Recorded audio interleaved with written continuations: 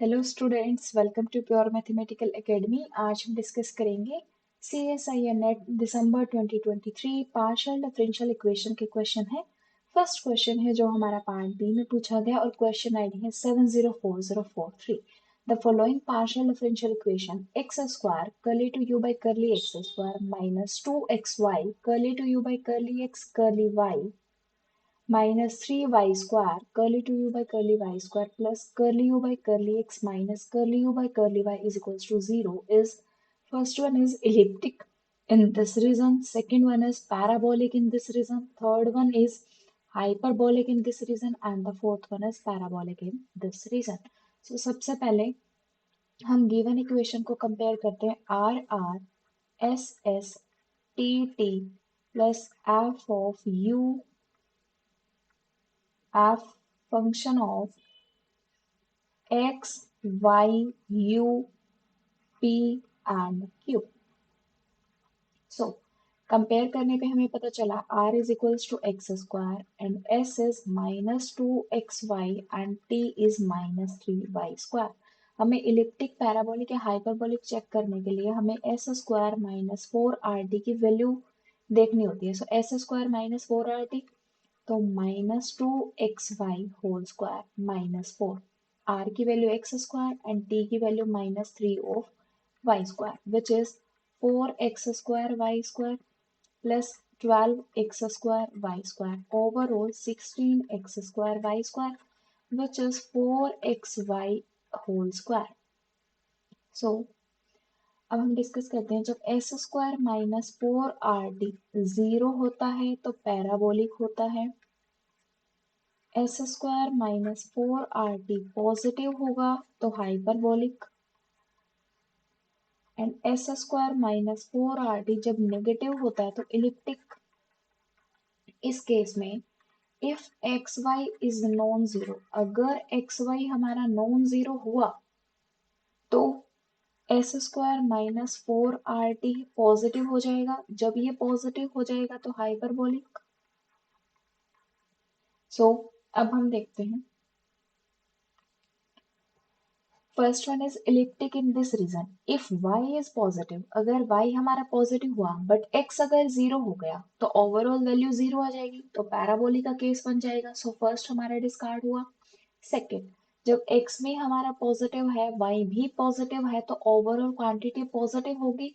जब overall quantity positive होगी तो हाइपरबोला बनेगा. Second is also discard. Third one is hyperbolic in this region when xy is non zero. ये तो हमने अभी प्रूफ किया कि if X Y is non zero then S square minus 4rt is positive, so hyperbolic. So third one is true and fourth one हमें check करने की फिर नीड नहीं है क्योंकि हमारा हाइपरबोलिक है बट ऑप्शन में पैराबोलिक है, सो ये भी डिस्कार्ड हो जाएगा. Now the next question is the question ID 704044. ये भी हमारा पार्ट बी में ही पूछा गया था. Consider the Cauchy problem for the wave equation curly to u by curly t square minus 4 curly to u by curly x square is 0 and x lies between minus infinity to infinity, t is positive and u of x comma 0 is e raised to the power minus 1 by x square if x is non-zero and the value of x comma 0 is 0 if x is 0 and curly u by curly t at x comma 0 is x e raised to the power minus X square where X belongs to R. Then हमें बताना है u of five T as T tends to infinity limit क्या होगी, 1 2 half या फिर 0. सो उसके लिए सबसे पहले हमें देखना है कि ये हमें एक वेव इक्वेशन गिवन है. तो एक स्टैंडर्ड वेव इक्वेशन से अगर हम इसको कंपेयर करें तो हो जाएगा u T T minus C square U X X is 0. So यहाँ से सी स्क्वायर की वैल्यू 4 है, सो c की वैल्यू हो जाएगी 2 एंड c की वैल्यू हमारे पास 2 हो जाएगी. नेक्स्ट, हमें ये इनफाइनाइट लेंथ गिवन है. अगर हमें इनफाइनाइट लेंथ गिवन हो तो हम डी एलम्बर्ट्स फॉर्मूला लगाएंगे. D d'Alembert's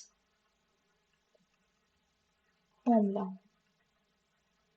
D d'Alembert's formula में क्या होता है कि ये जो वैल्यू हमें गिवन होती है ये हमारी एफ ऑफ एक्स होती है एंड ये जो वैल्यू होती है ये g ऑफ x होती है. So formula is half of mu xt is equals to half of f of x plus ct plus f of x minus ct plus 1 by 2c integration x minus ct to x plus ct g of y dy. Now c की value हमें given है, सो हम put कर लेते हैं half of f of, अगर हम यहाँ से देखें f की वैल्यू क्या गिवन है हमें, e raise to the power minus one by x square, f of x plus c की वैल्यू है two x plus two t plus f of x minus of two t plus one by four x minus two t two x plus two t g of y d y. अब हम F and जी की value put करते हैं. So half f of x plus two t की value हो जाएगी e raise to the power minus one upon x plus two t square plus e raise to the power minus one upon x minus two t square plus one by four integration x minus two t से x plus 2t g of y. So y e raised to the power minus y square d of y. अब हम इस case में क्या करें, y square को t substitute कर दें, then 2y dy is dt. तो y dy की वैल्यू हो जाएगी dt by two and limit भी ऐसे ही हमारी चेंज हो जाएंगी. सो इस फैक्टर को तो हम एज इट इज रखते हैं. तो हमारे पास हो जाएगा u x t is half of e raised to the power minus 1 upon x plus 2t square plus e raised to the power minus 1 upon x minus 2t whole square plus 1 by 4 integration y square की value हमने t substitute की है, तो y की value क्या थी हमारे पास, यहीं से हम लिमिट कर लेते हैं. जब y की वैल्यू हमारे पास x माइनस टू टी है तो t की वैल्यू हो जाएगी x minus two t whole square. And जब y की वैल्यू हमारे पास x प्लस टू टी है तो t की वैल्यू हो जाएगी x plus two t whole square. So limit आ गई x minus two t whole square x plus two t whole square. Now y dy की वैल्यू है dt by to, so dt by two and e raise to the power minus y square, so e raise to the power minus of t. So अब देखिए 1 by 2 e raised to the power minus 1 upon x plus 2t whole square plus e raised to the power minus 1 upon x minus 2t whole square plus 1 by 8. e raised to the power minus t का integration हो जाएगा e raised to the power minus t and minus हमारा बाहर आ जाएगा, सो यहाँ पर हो जाएगा minus. Now limit x minus 2t whole square to x plus 2t whole square. अब हम देखते हैं half of e raised to the power minus 1 upon x plus 2t whole square plus e raised to the power minus 1 upon x minus 2t whole square minus 1 by 8 e raised to the power minus x plus 2t whole square minus of e raised to the power x minus 2t of whole square. अब हमसे पूछा गया है limit of t tends to infinity u of 5t. So अब देखिए अगर हम 5 नहीं भी रखते हैं तो भी हम इसको एनालाइज करते हैं.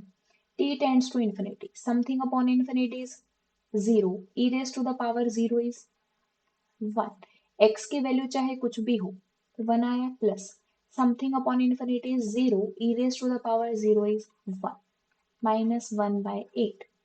E raised to the power minus of infinity is 0 minus e raised to the power minus infinity is 0. So half into 2 is 1. So u of 5t की वैल्यू भी हमारे पास 1 आएगी एंड अगर x के प्लेस पर और कोई भी वैल्यू होती तो भी हमारे 1 ही आती. So अब हम ऑप्शन देखते हैं। फर्स्ट ऑप्शन है जिसमें u of t as t tends to infinity limit u of 5t is equals to 1, so first option इसका करेक्ट हो जाएगा। एंड जो नेक्स्ट क्वेश्चन है वो हमारा पार्ट सी में पूछा गया था। क्वेश्चन आईडी है 704094। Consider the Cauchy problem u curly u by curly x plus curly u by curly y is equals to 1 and x belongs to R and y belongs to open interval 0 to infinity. U of x comma 0 is kx where x belongs to R with the real parameter k for which of the following values of k does the above problem have a solution defined on R cross open interval 0 to infinity. First one is k is equals to 0. Second one is k is equals to minus 2 and the third one is k is equals to 4 and the fourth one is k is equals to 1. So इसको solve करने के लिए हम एक बार equation को x, y and z form में लिख लेते हैं। z curly z by curly x plus curly z by curly y is 1. Now dx by z Lagrange's auxiliary equation। Lagrange's auxiliary equation क्या होगी? dx by z is equals to dy over 1 and dz upon 1। सो सबसे पहले इन दोनों factors को ले लें। इन दोनों factors को लिया तो y is equals to z प्लस c1। So y minus z लिख लीजिए या फिर z माइनस y। हम कंसीडर कर लेते हैं z minus y is c1। z minus y हमारा c1 आ गया। Now first and third fraction को अगर हम कंसीडर करें तो हो जाएगा हमारे पास dx upon z and dz upon 1। This implies that dx is equals to z dz। Now x is equals to z square by 2 plus d z square minus of 2x is c2।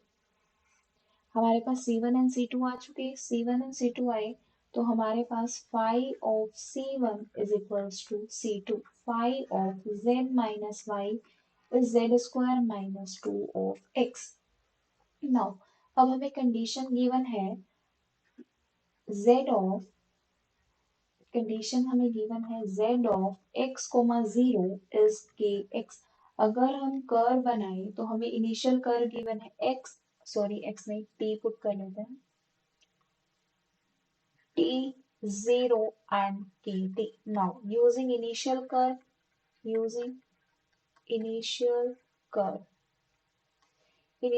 से क्या हो जाएगा phi of kt is equals to k square t square minus 2t। Now अब हम क्या consider करें kt को अगर w कंसीडर करें तो t की वैल्यू क्या आ जाएगी w by k and k is non zero. हमें ऑप्शन में k is equals to 0 भी गिवन है तो सबसे पहले हम k नॉन जीरो के लिए डिस्कस कर लेते हैं, देन k जीरो के लिए अलग से सेपरेटली डिस्कस कर लेंगे। सो यहाँ से हमें मिल जाएगा phi of w is w square minus 2w by k। phi of w की वैल्यू आ गई। नाउ इस रिलेशन का हम यूज करते हैं यहाँ पर सो हमारे पास आ जाएगा z minus y whole square minus 2z minus y by w is z square minus 2 of x। Open करते हैं z square plus y square minus of 2zy minus 2z by w plus 2y by w is z square minus 2 of x। z square से z square हमारा cancel out हो जाएगा तो हमारे पास बचेगा y square plus 2y by w, sorry w नहीं एक second 2w by k। यहाँ डिनोमिनेटर में हमारा k आ जाएगा, सॉरी यहाँ पर k हो जाएगा, यहाँ पर भी k, यहाँ पर भी k। So 2y by k हमारे एक साथ एंड यहाँ माइनस 2 ऑफ x है, यहाँ पर आकर हो गया plus 2 of x। Now -2zy है, सो 2zy प्लस 2z/k। नाउ अब हम देखते हैं, यहाँ से 2z हमने कॉमन निकाल लिया, y प्लस 1/k। अब हमें z की वैल्यू फाइंड आउट करनी है, सो z किसके इक्वल आ जाएगा, y² plus 2y/k plus 2x divided by 2 times of y plus 1/k। अब हमें ये बोलेंगे कि जो y है वो हमारा बिलोंग कर रहा है ओपन इंटरवल 0 से इन्फिनिटी का। नाउ ऑप्शंस की अगर हम बात करें, सेकेंड ऑप्शन है k is equals to minus of 2। If k is equals to minus of 2, तो हम डिनोमिनेटर में अगर देखें तो डिनोमिनेटर में क्या होगा, सिर्फ डिनोमिनेटर की अगर मैं बात करूं तो यहाँ से y माइनस ऑफ 1/2, तो there exist y is equals to half belongs to open interval 0 to infinity. अगर y की वैल्यू प्लस हाफ हो गई, so z does not defined,